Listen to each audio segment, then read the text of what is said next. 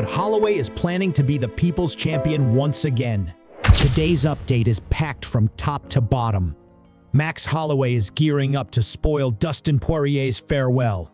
Ilia Topuria is sending shockwaves through the UFC rankings, and Jon Jones is caught up in a storm of accusations, retirement drama, and legal fallout. Let's jump straight into the action. Max Holloway isn't just coming to New Orleans to defend a belt. He's coming to end a story Dustin Poirier's. The former featherweight king turned BMF title holder is locked in for you, UFC 318, and he's not sugarcoating anything. Holloway's message is crystal clear. It sucks to be the spoiler, but someone's gotta do it. While Poirier prepares for the final walkout of his legendary career, Holloway is setting the stage for a title run of his own. He's not here for hugs and handshakes. He's here to ruin the retirement party. Holloway admitted it's not ideal to be the man standing in the way of a beloved veteran's last hurrah, but it's not about feelings anymore. When Dustin's riding into the sunset, Max will still be grinding, still pushing toward that double champ goal. He wants to become a two-division champion. The BMF title was just the start. UFC 318, in his eyes, is a launch pad. Poirier may be the people's fighter, but Holloway is planning to be the people's champion once again. And then there's that famous Holloway moment. The one that broke the internet at you. FC 310 seconds left. He points to the center of the octagon and goes to war with Gaethje. That moment could repeat itself. In fact, Holloway thinks Poirier might initiate it this time. He said he's 100% sure Dustin will point down if they reach the final seconds of round 5. And if that happens, Holloway says he'll accept it every day of the week. That's the kind of moment that defines warriors, and both these guys are cut from that cloth. But not everyone believes this story ends in celebration for the diamond. UFC Hall of Famer Michael Bisping dropped a harsh dose of reality. He believes that all the advantages Poirier used to have are now working against him. He's older. There's more wear and tear. The losses have started to pile up. And those cracks, even if they're small, begin to show in big moments. Bisping pointed to the damage from wars against Islam Makhachev, Justin Gaethje, Charles Oliveira, and Khabib. 4 of the best, yes, but each fight added another dent to the armor. Dustin is no longer the unstoppable machine he once was. The fight with Max Holloway will be his first home fight since 2015. And while the arena will be loud and Louisiana will be behind him, it's going to come down to who can push harder in those bloody, gritty moments. Holloway has been sharpening himself through wars. He's not coming for a moment. He's coming for a statement. This isn't just a third fight. It's the closing of one career and the rebirth of another. As the spotlight shines on you, FC 318, another storm is building on the pound-for-pound list. Ilia Topuria did exactly what he said he would, and that's rare in MMA. At UFC 317, he walked into Las Vegas, knocked out Charles Oliveira in the very first round, and claimed the vacant lightweight title. But that wasn't all. The UFC updated their rankings, and Ilia Topuria is now the #1 pound-for-pound fighter on the planet, dethroning Islam Makhachev in the process. This wasn't just another title win. This was Topuria announcing to the world that he's here to run the game.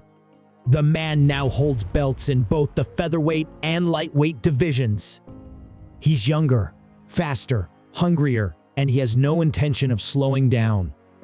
The message he sent to Islam was short and direct. You promised me a fight. Now let's do it. The rivalry that once felt like hype is now becoming very real. But there's a twist. According to Topuria, The UFC personally asked him not to make any public statements about moving up to welterweight. He agreed, sort of. While retelling the conversation, he crossed his fingers behind his back. That says everything. Topuria has no plans to stay put. He wants 3 belts, and he wants to make history doing it. Belal Muhammad is also fanning the flames. After losing to Jack Della Maddalena, Belal inserted himself into the Topuria Islam conversation. He accused Makhachev of ducking the fight. He said Islam called out Topuria, then moved up to welterweight as soon as the pressure was on. Belal doesn't believe that's a coincidence. And he's not the only one watching closely. Meanwhile, Makhachev is focused on his own legacy moment. He's preparing to face Jack Della Maddalena for the welterweight title. But Topuria isn't letting go of that rivalry. In fact, he's already offering tactical advice to Della Maddalena, telling him to use straight body shots to neutralize Makhachev's takedowns. That's the level of detail Topuria is operating on. He's studying Islam publicly. And he's not just saying he can beat him, he's showing everyone how. Now let's shift to one of the most complicated stories in the sport, Jon Jones. Last week, Dana White declared that Jones was officially retired. That meant Tom Aspinall would become the undisputed heavyweight champion. But things quickly got messy. Jones responded on social media, claiming he had already retired back in November and was being pressured by the UFC to return. He said the Aspinall fight was never finalized and that he was working harder now than ever just outside of fighting. Dana White didn't hold back. He flat out said that Jones is lying. At the UFC 317 post-fight press conference, Dana told reporters the negotiations were serious and that Jones walked away late. This has now become a full-on, he said, and fans don't know who to believe. But the situation took a disturbing turn when body cam footage surfaced from a hit-and-run incident in February. According to the footage, police arrived at the scene of a crash and found a half-naked woman in the passenger seat who claimed Jon Jones had been driving drunk and fled the scene. But that's not the most shocking part. When police got the woman's phone and spoke to someone on the line, allegedly Jones, the voice made explicit death threats. Threats like "my brothers kill people for less, and you won't be the first guy I threaten this year." The woman repeatedly told officers that it was Jon Jones on the phone. His voice, his threats, his crash. Jones hasn't made any direct statement addressing the footage, but his legal team denies everything.